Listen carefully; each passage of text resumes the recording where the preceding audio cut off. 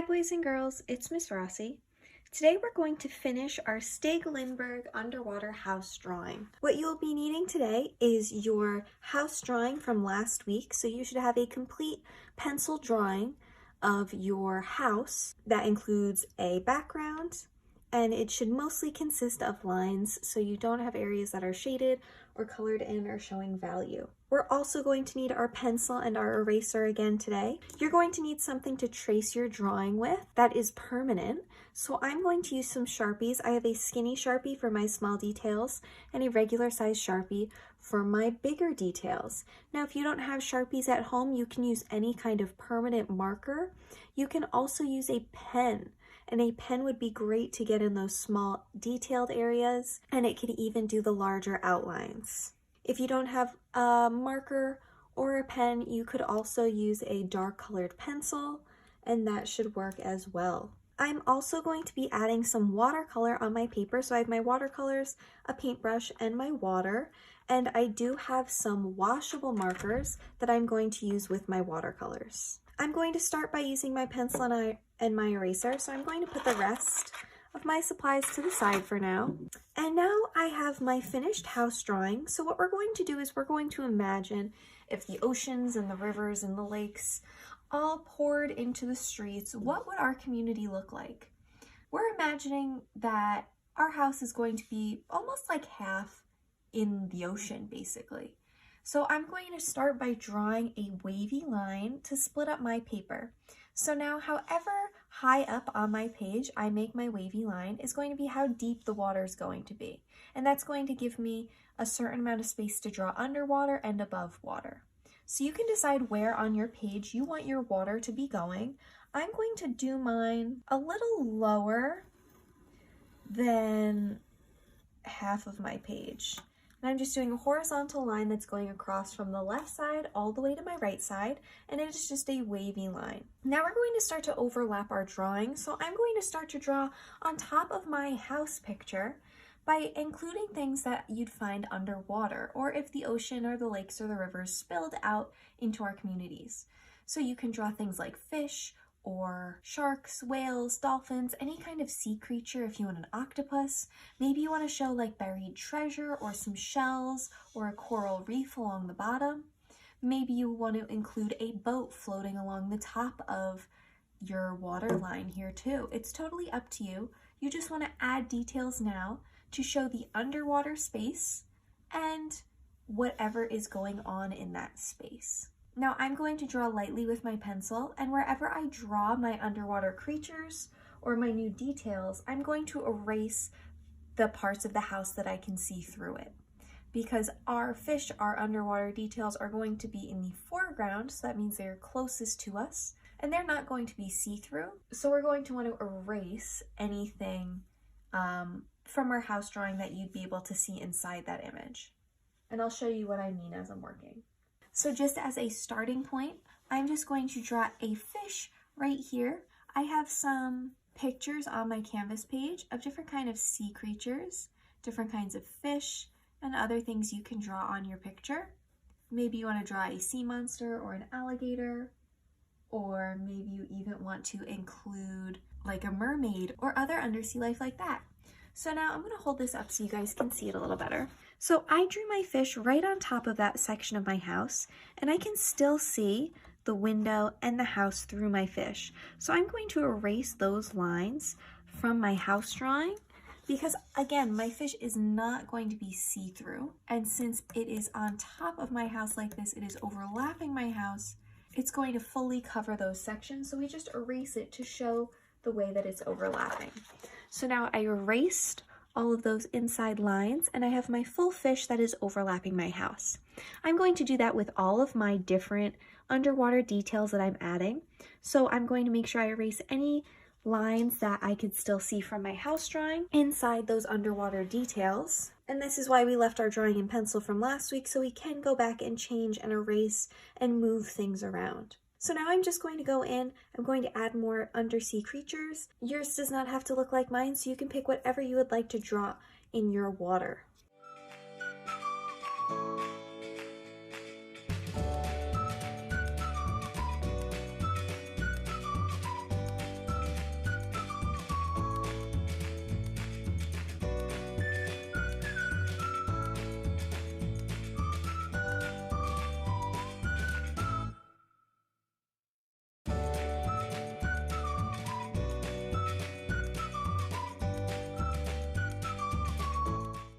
Now that I finished doing my undersea drawing, at the bottom section of my house, underneath that wavy line, I added some different kinds of fish. I added a stingray, a jellyfish, and an octopus, along with some little rocks and coral type things along the bottom of my page. Try and add multiple different things to really create that undersea feel with different fish and other items that you can find underwater. Now what I'm going to do is I'm going to use my Sharpies and I'm going to trace over all of my pencil lines. So I'm going to use my skinny Sharpie for all of my small details and small spaces, and I'm going to use my thicker one for more outlines of larger shapes and larger sections.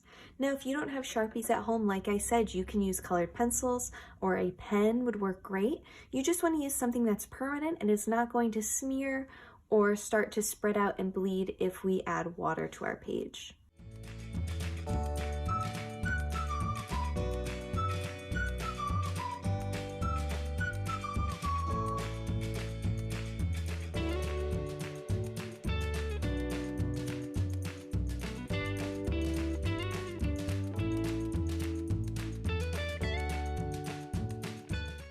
Once I finished tracing over all of my pencil lines with my Sharpie, I went in with my eraser and I just erased any pencil marks that I can still see.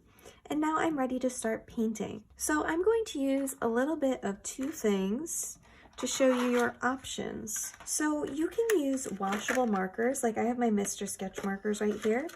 And these, when you add water, actually create like a watercolor paint. So we're just going to paint in the lower half of our drawing today. So this whole entire section is just going to get a wash of blue. So if you have watercolors, you can just paint this whole section in with blue. If you don't have watercolors and you only have markers, you can take your marker and trace along the bottom half of your wavy line that separated where your water began. And you can follow that curve all the way along the bottom. I'm going to do it with my dark, and then I'm going to do a little bit with my light blue. And then you'll just paint over the top of this with some water, and that will create a watercolor paint that you can spread down the rest of your page. Now I'm only making these lines across the top because sometimes the lines do stay on your paper a little bit and they don't fade out as much. So if you just focus all of that marker color to the top, you can blend it down the rest of your page with your water. So I have my water and my paintbrush, and I can just wet this marker and it is going to turn to paint on my paper, and I can just spread that down to create the water. And this is why we wanted to use a permanent marker for our outline, because that permanent marker is going to make sure my drawing that I worked so hard on isn't going to blend and mix together now that I'm adding water. So if you don't have watercolor paints at home, you can do this and just spread that blue color all the way down. If you do have watercolors at home, you can just go straight in with your watercolor paints on your paper and fill in that white space. So I would just go in with my blue. If you want to add different colors like purples or greens, you can do that also.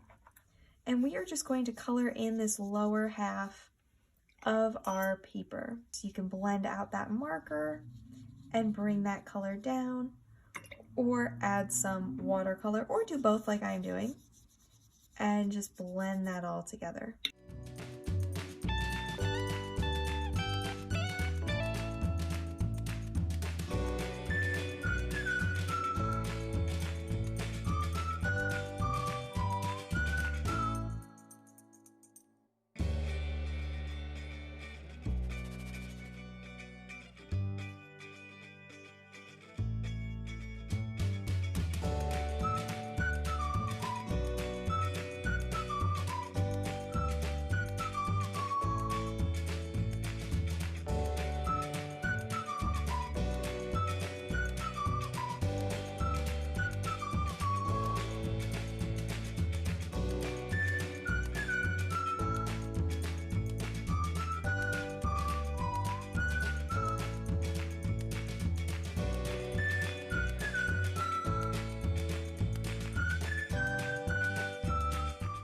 And this is what my picture looks like after I've finished coloring that bottom section blue. Now my color is starting to spread up towards the top past my wavy line a little bit, and that is okay. If you don't like the way that that looks, you can wait for your paper to dry and then just make that wavy line thicker with your black marker, and that'll fix that right up. I like the way that it looks since it looks more like water and it's spreading around. After you've added the blue along the bottom of your paper, you're going to let your paper dry, and then we are going to take a picture of it and upload it on my Canvas page. So you can click the next button and submit this as an assignment. I can't wait to see the awesome pictures you guys made at home. Try your best to have fun and get creative. I'll see you soon. Bye!